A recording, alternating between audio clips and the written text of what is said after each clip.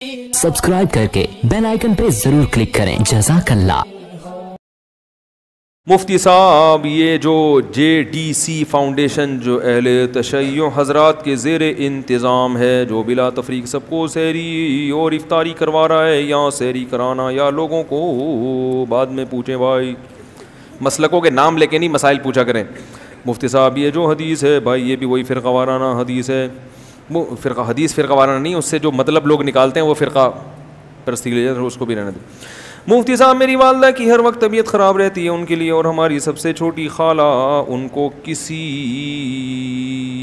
पता नहीं क्या लिखा हुआ है, पहले तो तबीयत कभी कभार ख़राब होती थी मगर अब उनके पाँव तक तकलीफ़ पहुँच गई चलने। भाई डॉक्टर को बताएं, मैं दिल से दुआ करता हूँ अल्लाह ताला उनको शिफा अता फरमाए, बाकी ये डॉक्टर का केस है।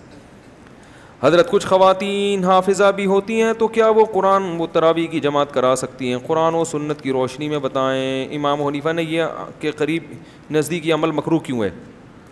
सिर्फ़ एक हमें हदीस मिलती है, हज़रत आयशा ने जमात करवाई है सहाबियात के दरमियान में खड़े होकर,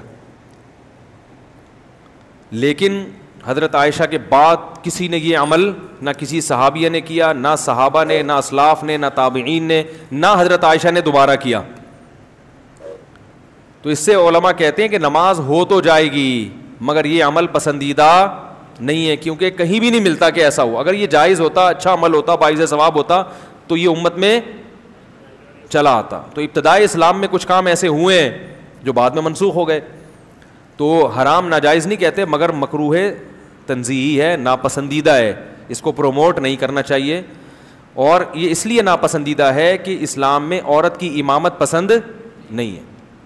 अब कम अज़ कम वैसे तो घरों में ख़वातीन मर्दों की इमामत को मानती नहीं है, तो नमाज में ही उनको ये सबक मिलता है कि भाई हमेशा मर्द हमसे आगे खड़े होंगे, नमाज हम मर्द के पीछे पढ़ेंगे। तो नबी के दौर में भी ऐसा होता था, सहाबियात या तो घर मस्जिद में आके नबी की इमामत में नमाज़ पढ़ती या घर में अख्पल तरीके से नमाज़ पढ़ती थी, जमात नहीं करवाती थी। और अगर घर में कोई जमात करवाता तो मर्द होता। तो तरावी में भी इसका एहतमाम करना चाहिए, मर्दों के पीछे ख़वातीन नमाज़ पढ़ें, ख़ुद जमात ना कराएं, मर्दों की इक़्तिदा में नमाज़ पढ़ें। भांजा है, भतीजा है, हज़रत आयशा तो यहाँ तक करती थी कि अपने ग़ुलाम को इमाम बना के उससे रमज़ान में कुरान सुनती थी।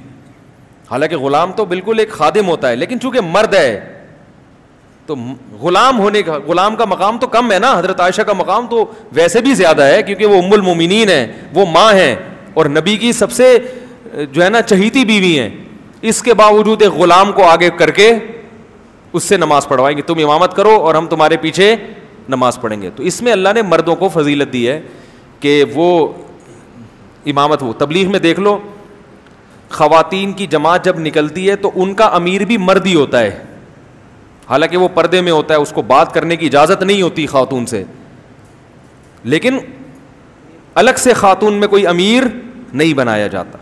तो ये वो शरीयत के मिजाज की रियायत करने की वजह से, तो इसलिए जो है उसमें भी इसका ख्याल किया करें कि जो हाफिज़ ख़वातीन हैं वो वैसे ही दोहरा लें अपना कुरान, या अकेले पढ़ें। तरावी जमात करने की क्या ज़रूरत है उनको, तरावी अकेले पढ़ें, वो अपने अख्पल तरीके से जो है वो अपना उसमें कुरान दोहरा लें और को इमाम बना के उसकी इक़्तिदा में नमाज़ पढ़ लें। ज़माना ढल